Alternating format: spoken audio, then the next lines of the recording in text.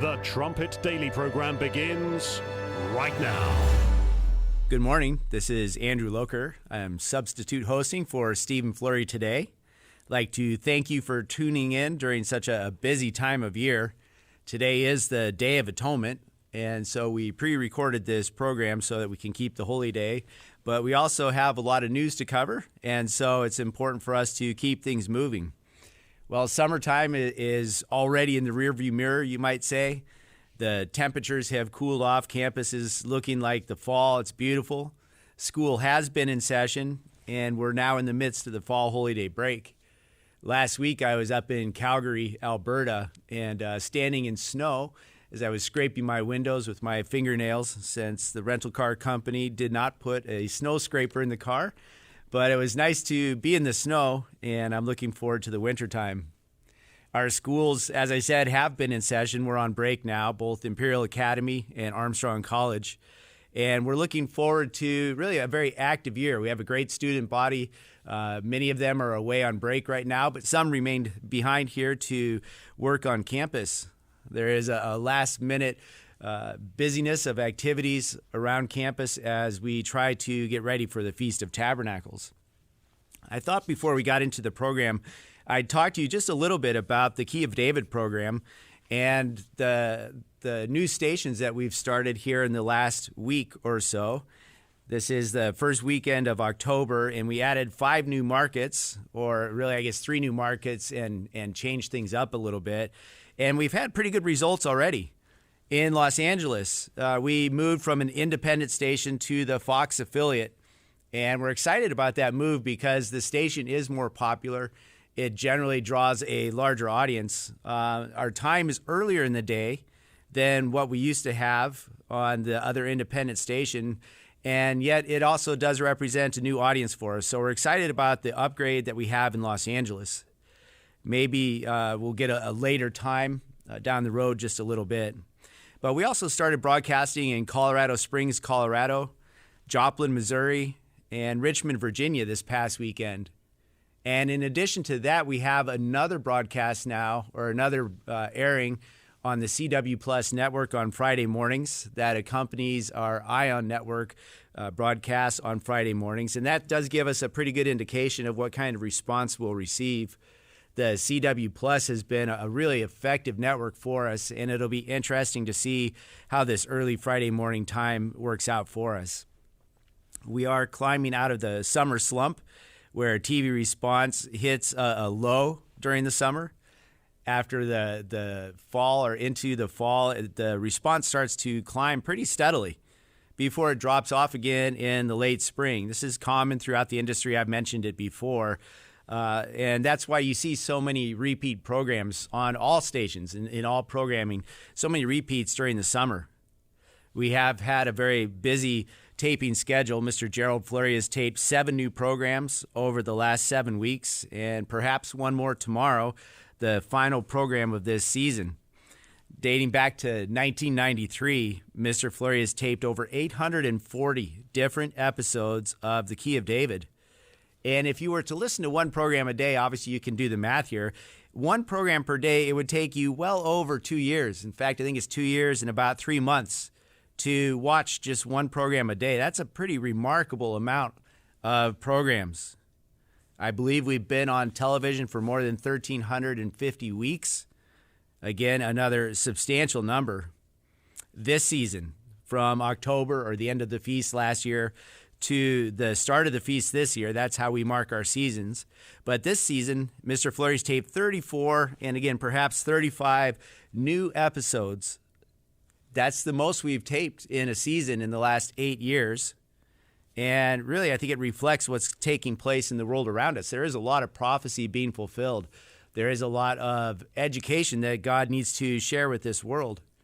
I was looking back over our history, and I noticed that one season, and I think it was in the early 2000s, one season we taped 48 new programs.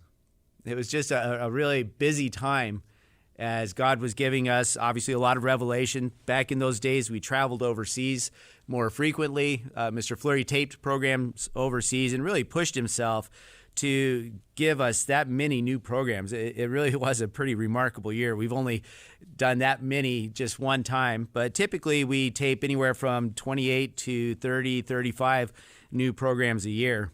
We've spent over $40 million to buy airtime to share this message with the world.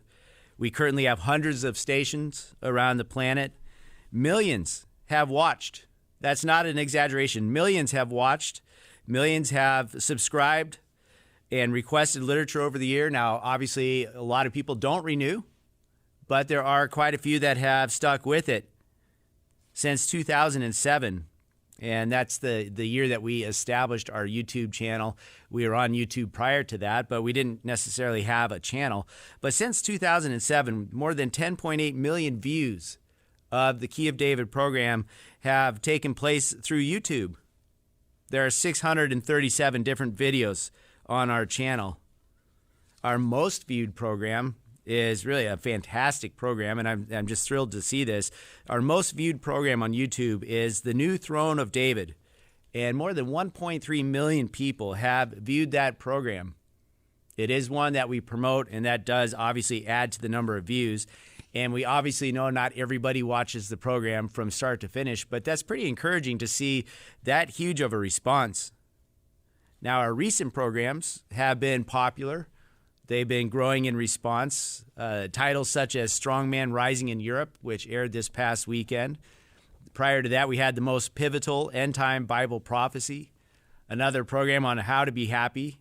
So really great to see the response picking up as it is, again, this time of year especially. But it is nice to get more calls, send out more literature. Next week should be a big responder for us. The title of that program is Who Can But Prophesy? There certainly is not a lack of material that we produce. I think everybody knows that who's a regular listener to this program. If you've visited our websites, thetrumpet.com or pcg.church, you'll find thousands of articles, videos, even original music that we've recorded that you can listen to. We have an online Bible correspondence course, youth Bible lessons, and so much more available for your use online. Or we're happy to send it to you anywhere in the world. We're happy to just share this wonderful truth with you. Well, one last statistic to share with you. We typically go through a lot of these statistics this time of year, and so I thought it'd be nice to share them with our radio audience. Our warehouse here in Edmond on the campus of Herbert W. Armstrong College, the warehouse is really just bursting at the seams with literature.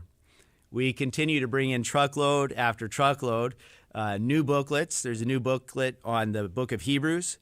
And then, of course, we have to replenish our old stock as we send out tens of thousands of books each month. I was surprised to see that we have more than 1.5 million pieces of literature ready to send you. So help us out. Order some books or booklets. Subscribe to the correspondence course lessons if you don't have a subscription already. But again, only if you're going to use them. I thought that was a really interesting point that Stephen Flurry has brought out at the campaigns. He told all the people attending there, hey, we have a literature table back there full of literature for you to request or to take home with you, but we only want you to do so if you're going to use them. That is the importance of this education that we have here, is to use it. At those public appearance campaigns, we have a very impressive spread of literature to display, to try to encourage individuals to make a request or, again, to pick up a free copy there. I think we use 2 or 3 8-foot-long tables. They're just packed with literature. It's high quality. It's engaging material. And there's so much that you can really dig into and learn more about. And again, don't forget about what you can do online. We are here to help. Our motivation is to educate. And best of all, everything we offer has already been paid for. There is no cost to you whatsoever. So browse our offerings online, find a subject, request that material, and then really dig in. That's what we really want, so that you can enjoy this education, so you can learn quite a bit more. Well, we'll take a short break right now. And when I return, I want to get into an overlooked impact that Donald Trump is having on the judiciary branch of the U.S. government. We'll be right back.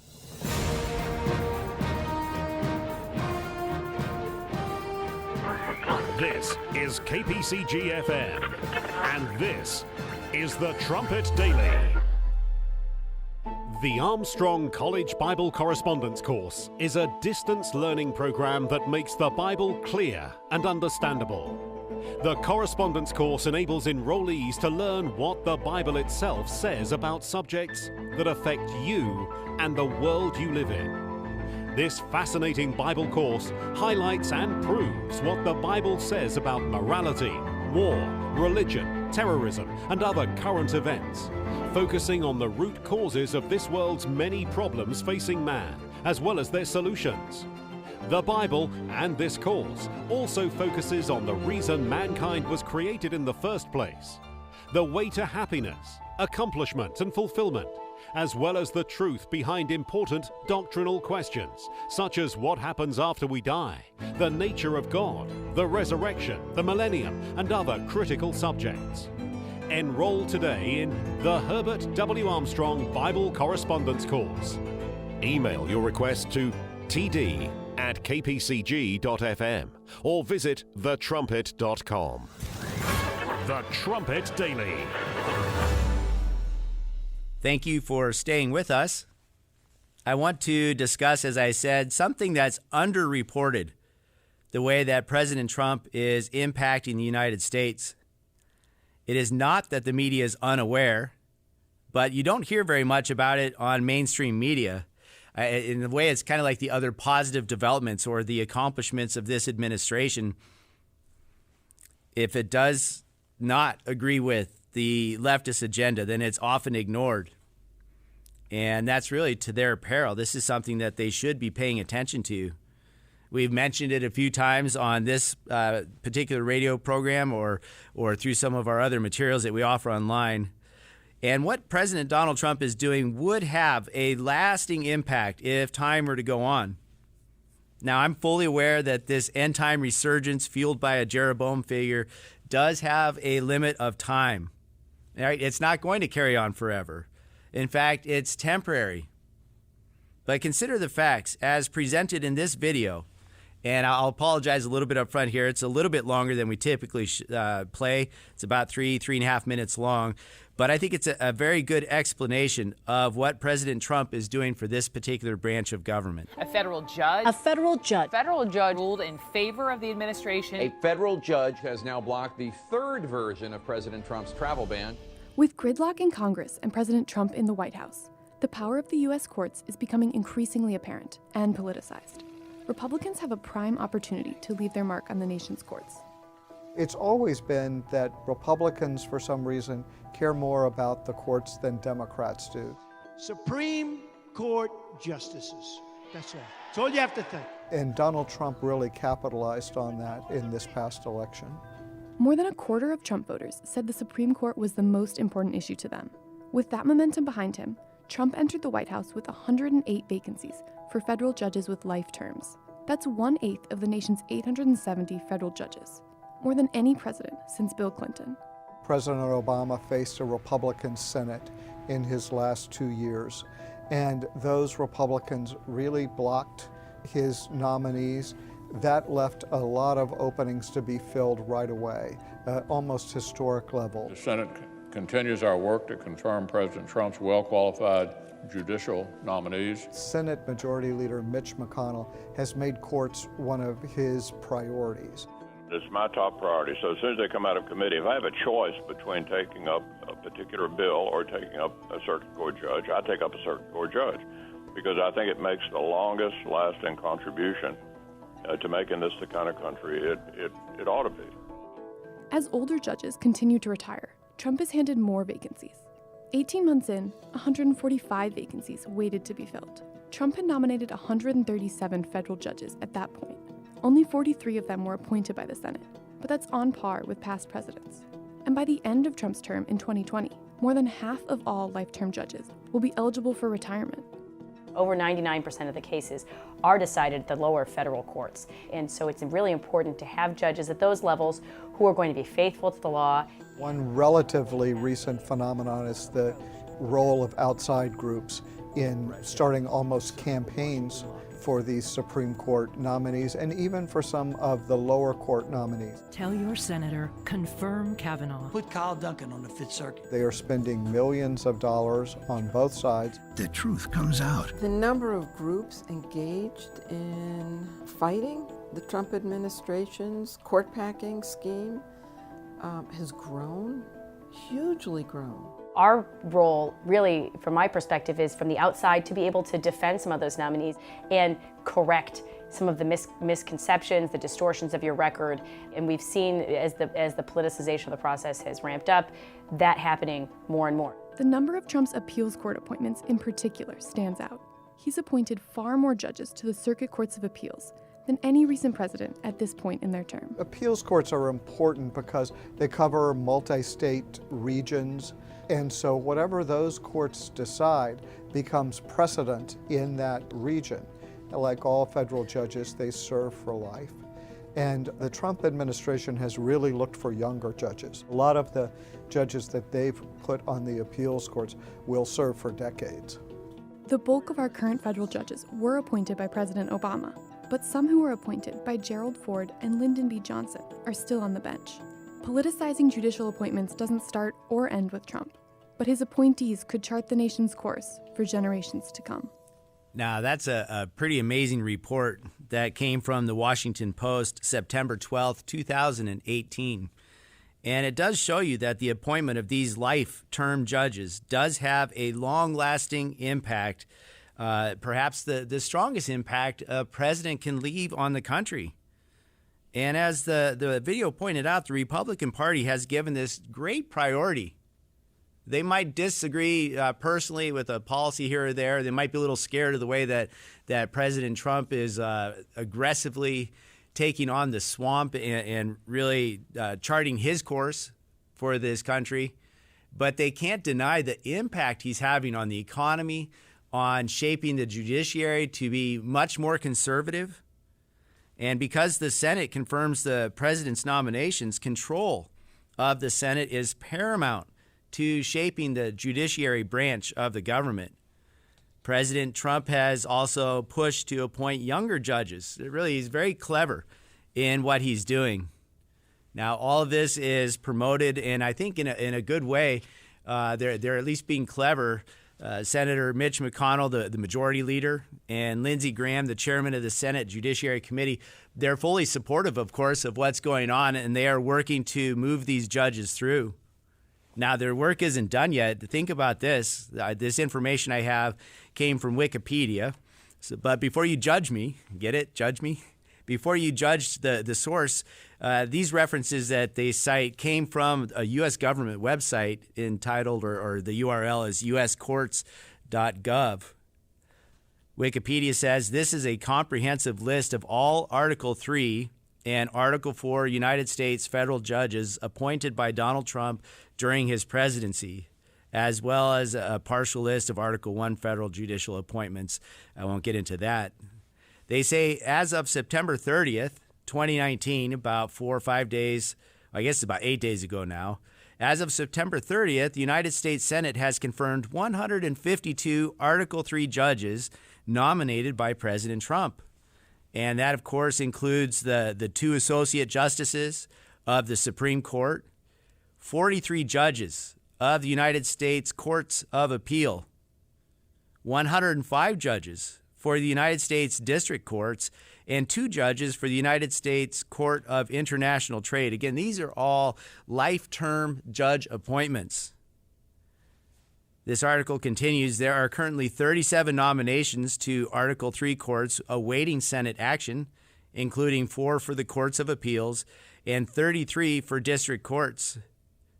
There are currently 4 vacancies on the U.S. Court of Appeals, 92 vacancies in the U.S. District Courts, 2 vacancies in the Court of International Trade. Of course, perhaps with Ruth Bader Ginsburg's health deteriorating, perhaps another Supreme Court justice. Pretty amazing, the numbers here. I want to summarize that for you a little bit. I rushed through those stats. This is from an article entitled Federal Judicial Vacancy Count. And this is from October 3rd, so a few days after the Wikipedia update and just a couple days in the past.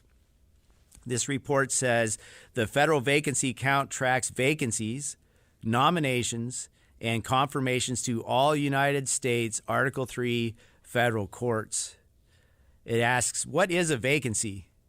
A vacancy occurs when a judge resigns, retires, takes senior status, or dies.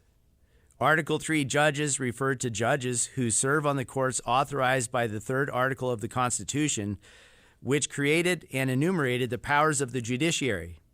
Article 3 judges are appointed for life terms unless a judge is impeached and removed from office, something that has occurred only 8 times in the history of the federal judiciary. It is the judge's decision how long they remain on the court. Now, of course, we're familiar with the Democratic penchant, or the Democrats' penchant for impeachment, and yet historically it's been a really pretty rare occurrence. And so as President Trump is loading up the judiciary, he's filling the vacancies of these federal judges, there's little that the Democrats can do. And as was pointed out in that video, the number of vacancies was really near a historic high for President Donald Trump, a real opportunity for the conservative party. This article continues, the Constitution prescribes the process for filling a vacancy. The president nominates a candidate who then must be confirmed by the U.S. Senate. And so that's the process. And it doesn't get a lot of press. It doesn't get a lot of coverage. And yet the impact is perhaps very, very substantial. This article talks about the vacancy count for October 3rd. It says the total vacancy percentage was 10.1%, and there were 98 vacancies out of the 870 Article 3 judicial positions. And so he's already appointed 152 judges, life-term judges. Still, 10% of all of those life-term judicial positions, 10% are sitting vacant. 98 more that could be filled. If he does that during this first term, he will have basically replaced or appointed 30% of all the positions in the federal judiciary that are Article 3 positions. And there's still obviously quite a bit of time left in his first term. The U.S. Court of Appeals also has been impacted. Again, these are same Article 3 judges. But I was looking at this. He's already appointed 43 judges to sit on the U.S. Court of Appeals. There's only 179 total judges there. He's replaced 43. There's 18 openings there. There were 18 openings when he took office, and he's already filled 14 of those. Now, if you pay attention to the importance of the courts and you pay attention to the judgments that come out against the president's desire to build a wall or to enact some bit of legislation, what you're finding is that as he replaces more justices that are more conservative-minded, it doesn't guarantee they'll support him, but it's likely that they will. You can see a tremendous growing influence on policy, on legal matters, and it really is something that the Democrats should be paying attention to. They are having a major impact on the functioning of this nation. We, as the Philadelphia Church of God, have experienced the impact of working through the federal court system and going through the Federal Court of Appeals. And the district where we had to fight that battle was quite liberal at the time. That district is being impacted by President Trump. Now, we have a great booklet on Habakkuk that I encourage you to request. And if you have it, take it back out and read it. That booklet details our 6-year court battle with the Laodiceans. We were fighting for the inspired works of Herbert W. Armstrong. Habakkuk was an Old Testament prophet, and he was used to prophesy about an end-time failure of judges to produce right judgments. Habakkuk said, Why do you show me iniquity? He's talking to God. Why do you show me iniquity and cause me to behold grievance? For spoiling and violence are before me, and there are that raise up strife and contention. Therefore, the law is slacked, and judgment does never go forth. For the wicked does compass about the righteous. Therefore, wrong judgment proceeds. That's Habakkuk chapter 1, verses 3 through 4.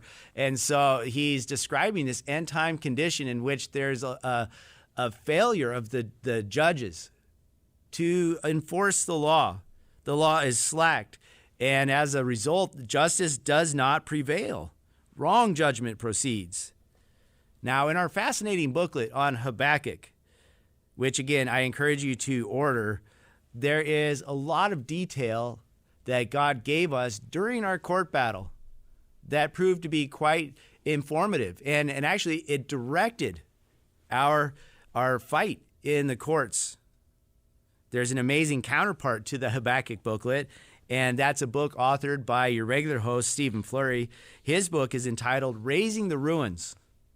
The detail in that book of the court case, it gives you really a blow-by-blow account of the ups, the downs, the spiritual revelation throughout the court case.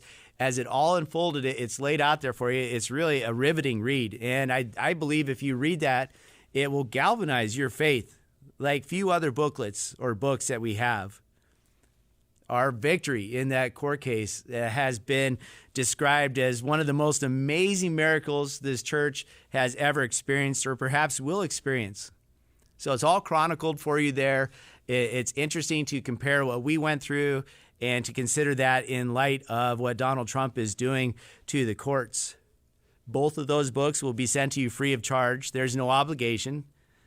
It's there for you to simply make a request. You can go to our website, thetrumpet.com, or you can send an email to tdr@kpcg.fm and make your request that way.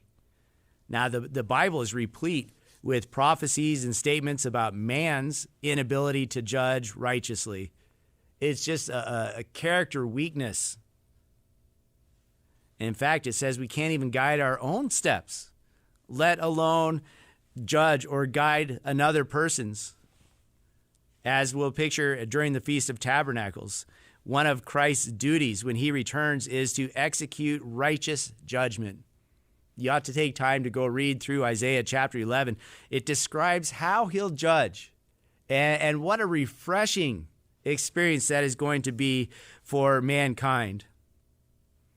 The church has received a lot of instruction. Even the first century New Testament church received instruction from the Apostle Paul. He was writing to the Corinthians, and he told them that they would be responsible for judging angels that turned into demons.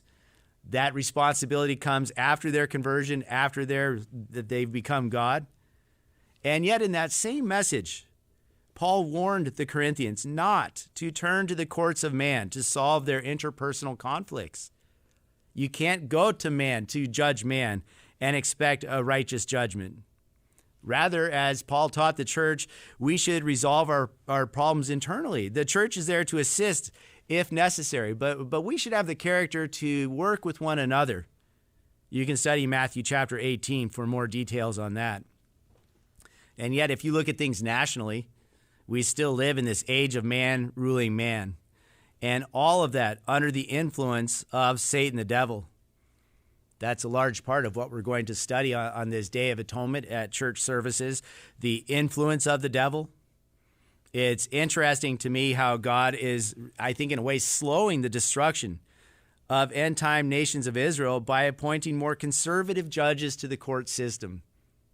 It's just another way that God can measure out how events transpire. And it's another tool that an end-time Jeroboam has been using to save Israel temporarily. Well, we're going to take a short break now, and when we return, I want to get into a short Bible study about yet another prominent current event. So stay with us, and we'll be right back. You're listening to the Trumpet Daily Radio Show.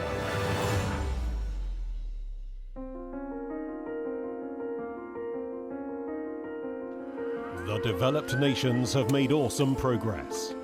They have produced a highly mechanized world, providing every luxury, modern convenience and means of pleasure. Yet they are cursed with crime, violence, injustice, sickness and disease, broken homes and families. At the same time, more than one-half the world is living in illiteracy, abject poverty, filth and squalor. Violence and destruction are rapidly multiplying. Many ask, why, if God exists, does he allow so much violence and human suffering? To understand the reason behind this astonishing paradox, request a complimentary copy of Mystery of the Ages. We were born into this 20th century world as it is. We take it for granted, but we can't explain it. It's like viewing a movie at a point already near the end. We see what is occurring at that point, but not having seen it from the beginning and not knowing how events developed to the point of viewing, we simply cannot understand what we are seeing. Mystery of the Ages transports you back to the beginning of the movie, to the foundation of this present evil world. To learn more, please visit thetrumpet.com.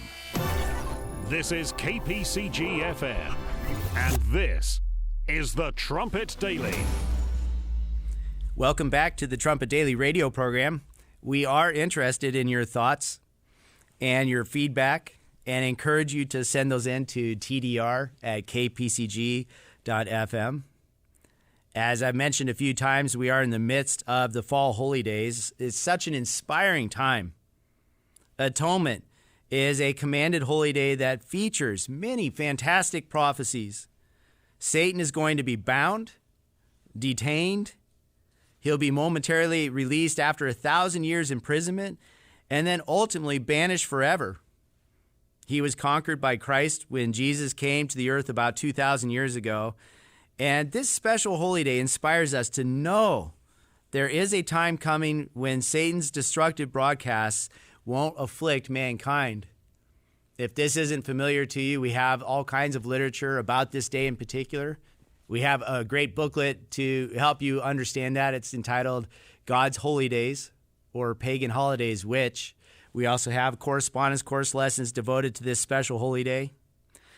And while the remaining holy days after Atonement include the Feast of Tabernacles and the Last Great Day, they're so inspiring and something that really all of us look forward to throughout the year.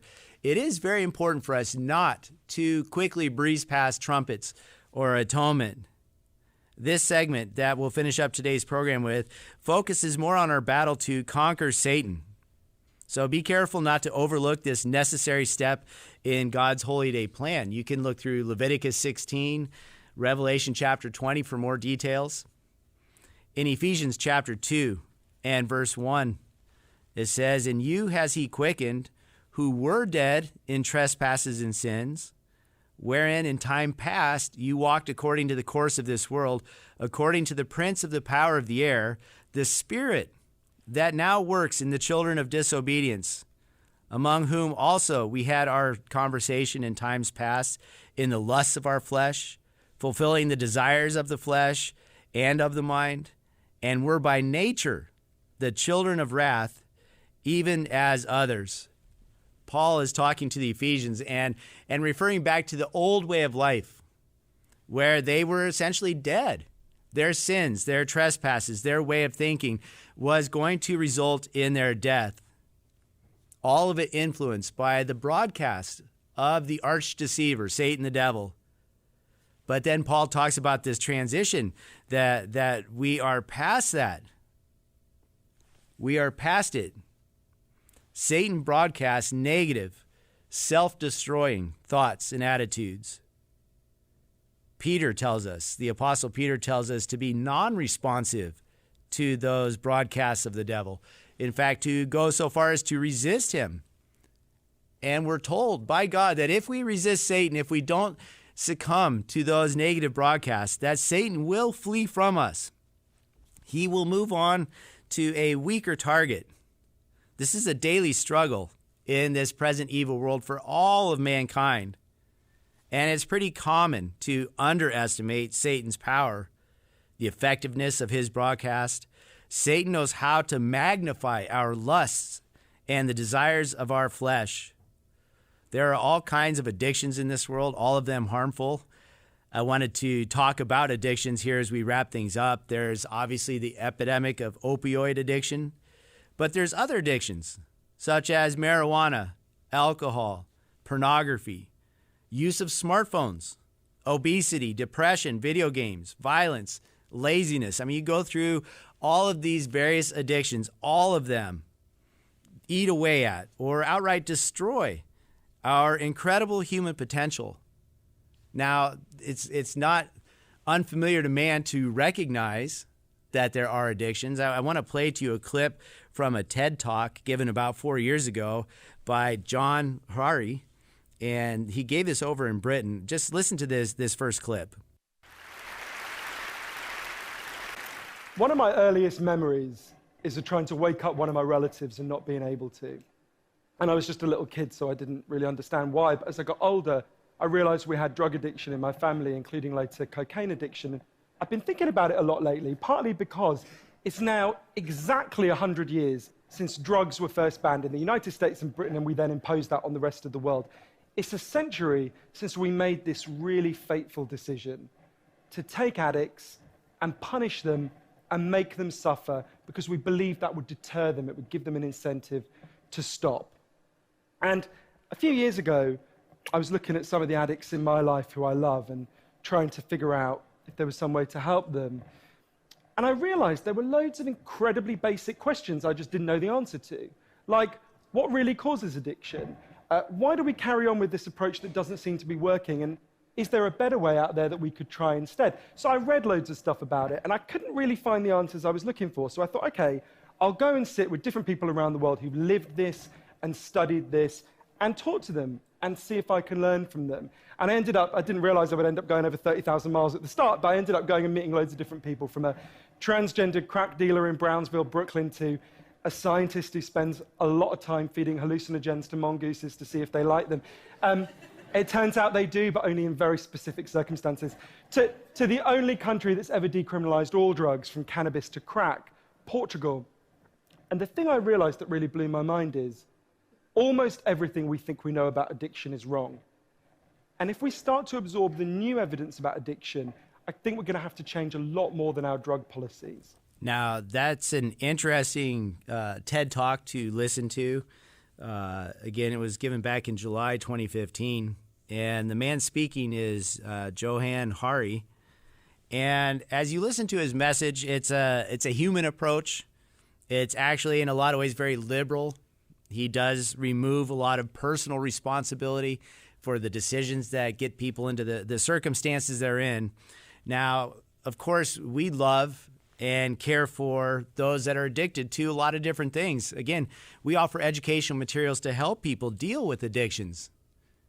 But we have to understand the cause, the real cause. If we're going to fix the problem, then we need to understand what causes these problems. We need God's help. This man went on to talk in his presentation there about experiments that they've done with rats. And bear with me here for a moment. I think it's an interesting observation they make. They talked about putting a rat into a cage with two types of water dispensed there for the rat to choose from. One has cocaine in it. The other has just regular water. And what they observed is that in almost every case, the rat would overdose on the cocaine water. It was drawn to the water. And that shouldn't surprise us. And so the scientists thought, well, I wonder if, because he only has two choices in this cage, that of course he's going to go to what feels good. And so this scientist went on to create what he called a rat park, where they put other rats, other food, different activities in the cage. And what they observed was that the rat rarely went to the cocaine water because they were engaged in other activities. So he speculated. Now, you can't ask a rat why he made the decisions that he made. But again, I think it's an interesting experiment. And this man, this Mr. Hari, who gave this TED Talk, discussed another test or experiment that wasn't set up in such a way where human beings could be the subject of study, because you can't compare the life of a rat to the life of a human being. And so I want to play to you his clip here about this human experiment. But fortunately, there was a human experiment into the exact same principle happening at the exact same time. It was called the Vietnam War. In Vietnam, 20% of all American troops were using loads of heroin. And if you look at the news reports from the time, they were really worried because they thought, my God, we're going to have hundreds of thousands of junkies on the streets of the United States when the war ends. It made total sense. Now, those soldiers who were using loads of heroin were followed home. The Archives of General Psychiatry did a really detailed study, and what happened to them? It turns out they didn't go to rehab. They didn't go into withdrawal. 95% of them just stopped. Now, if you believe the story about chemical hooks, that makes absolutely no sense. But Professor Alexander began to think there might be a different story about addiction. He said, what if addiction isn't about your chemical hooks? What if addiction is about your cage? What if addiction is an adaptation to your environment? Looking at this, there was another professor called Peter Cohen in the Netherlands who said, maybe we shouldn't even call it addiction. Maybe we should call it bonding. Human beings have a natural and innate need to bond. And when we're happy and healthy, we'll bond and connect with each other. But if you can't do that because you're traumatized or isolated or beaten down by life, you will bond with something that will give you some sense of relief.